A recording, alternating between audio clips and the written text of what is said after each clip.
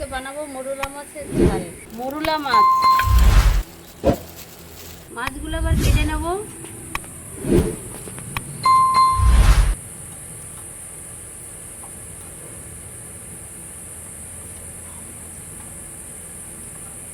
মাছগুলো ধোয়া কাটা হয়ে গেছে, এবার লবণ হলুদ মেখে রেখে দেবো।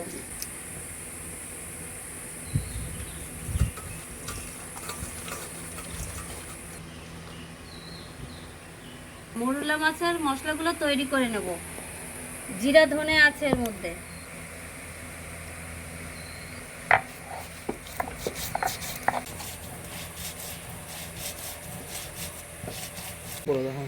ধনে জিরে বাটা হয়ে গেছে, আবার আদা টুকরো, 4 কোয়া রসুন, কাঁচা লঙ্কা।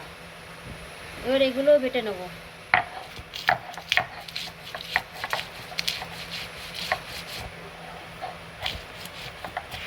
সরষের তেল দেব। মাছগুলো ভেজে নেব।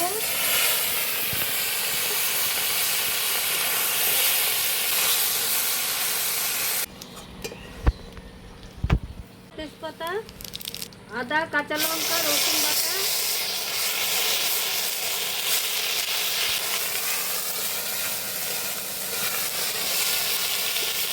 জিরা ধনে বাটা,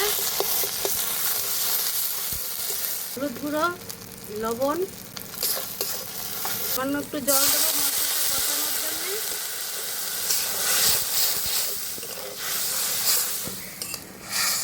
মশলা কষানো হয়ে গেছে, জল দেবো।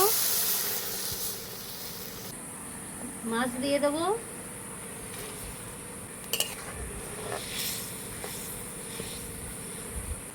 এই রান্নাটা আমি সম্পূর্ণ কাঁচা লঙ্কা বাটা দিয়ে করলাম। আপনারা চাইলে শুকনো লঙ্কা দিয়েও করতে পারেন। শুকনো লঙ্কা বাটা দিয়ে আমি কাঁচা লঙ্কাই করলাম।